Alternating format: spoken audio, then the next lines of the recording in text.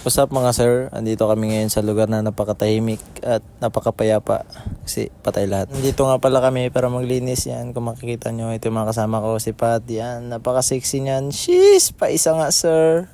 Dito naman si Sir Margaida, nagawalas ng cyclone wire. Yeah, tamad ako, kaya nakaupo ako. Yeah. Sabi niya yan, tamad ako pero may pangarap ako guys. Yeah. Tapos ribat ni Patrick ng yun, napabilang ngiti ng pugi na lang. Yeah, sabi niya, wala naman akong ginagawa eh.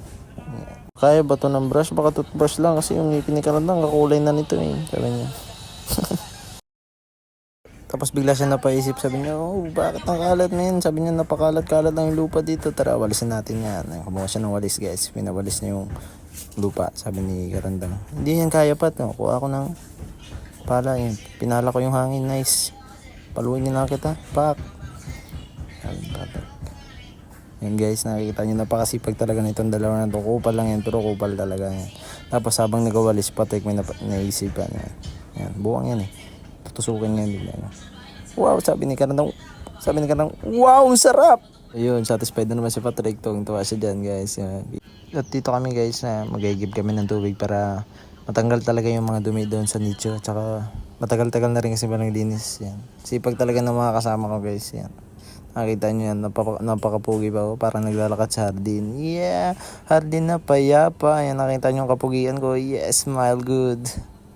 Ayan, habang naglalakad sila, sabi ni Karanda, di ba Pat, gusto mo maging bayani? Sabi niya, oo naman, syempre gusto ko maging hero. Yeah, sabi ni Karanda, sige pa ako kaya kita dun. Tapos sabi ni Patrick, ikaw na lang kaya ipato ko lang, di ba gusto mo maging hero? Yeah, hero of the world, iligtas mo yung katangahan mo. Sabi niya, dang baka may kapangalan ka dito, bakit? Kasi yung hininga mo may patay. Sabi niya, nakakatawa ka pre. Sabi niya, tapos yun, naglalakad kami yan. Tamang chillax na si Tanga, yusi lang. Pag nakita ito, dapalin talaga kita. Malaking bipal. Pinapahamak mo sa libutan, Pat. Yan, sabi niya. Uy, tapos sabi niya, parang may kapangalan ako dun, na iba lang yung apelido. Baka patay na talaga ako. Yan, may pagdududa rin sa sarili niya. Binilisan namin lakad namin, guys. Yan.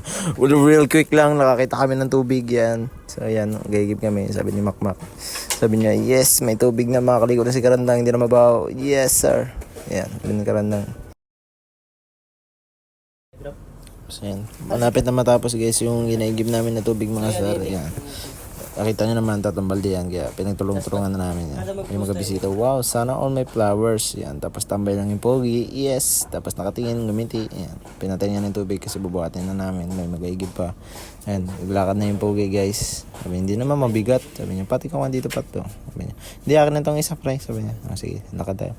Oh, ligtas na naman ako guys. Ako may hawak ng camera eh. Yung, ligtas ako dyan. Wala akong dala. Sila lang may dala. Sila lang may hirapan. Sabi niya ako, ikaw maro ka talaga ba? Ako na mga camera ba? Ikaw mag-bit-bit nito. Sabi niya, sige yan. Yan, yan. Nagpalitan kami. Ayun oh. Puta. Nakikita niyo dyan kung paano kami maging maparaan niya. Nakabalik na kami real quick yan. Nagubad na naman si Patrick at mukhang patay. Yun, nakikita nyo mga sir, ito na lang din yung lilinisin namin tapos batchin na kami pa uwi. Yan. Let's go.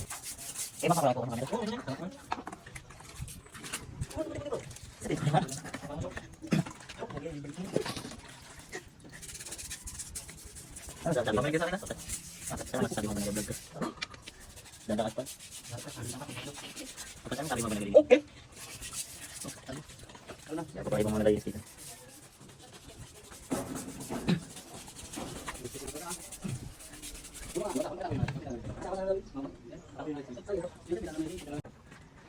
What? Dali mo? Dito? Bastos. Guys, naglalakad na kami, pinabilis na dyan kasi naubusan kami ng tubig eh. Kaya kailangan namin na mag-refill. Yan, habang nag-refill kami ng tubig, yan, napansin ko na napagod na sila. Yan. Pilit yung iti, oh. Tapos ito, yeah. Pat, sabi ko, wow, ang pogi mo naman, Pat. Sabi ko, di nga. We, talaga. Tapos sabi ni Karandang, para naman ako biglang nalulungkot dito, pre. Sabi niya, paano pag tayo na yung ginalinisan dito? Sabi niya, wow, ang lungkot isipin. Yeah, so yun guys, nakita nyo, malinis na yung nilinisan namin. Kaya, uwi na kami. Bye-bye. Love you. Yan. Ay, si Lolo, yan. Lolo niya pala yung galinisan niya, yan. So, yan, napansin nyo, wala dyan yung pinakagwapo sa kanila kasi nag-voice over pa dito. Yan. Kasi sabihin nila wala akong ambag. Yan. Ayan, makikita nyo tatlo lang sila dyan pero iba yung boses na nag-voice over. Yan. Alam mo, wow, yeah, mga pugi, mga kupa, mga kalbo. Sabi niya, uwi na kami, bye-bye lo. Yan, pauwi na kami niyan. Yeah, ngiti-ngiti lang ng pogi. Yan, palabas na kami ng sementeryo guys. Habang palabas kami, iniisip ko na, what if, joke lang, katok lang. What if lang muna sa ngayon. Ayaw ko pa, madami pa akong pangarap.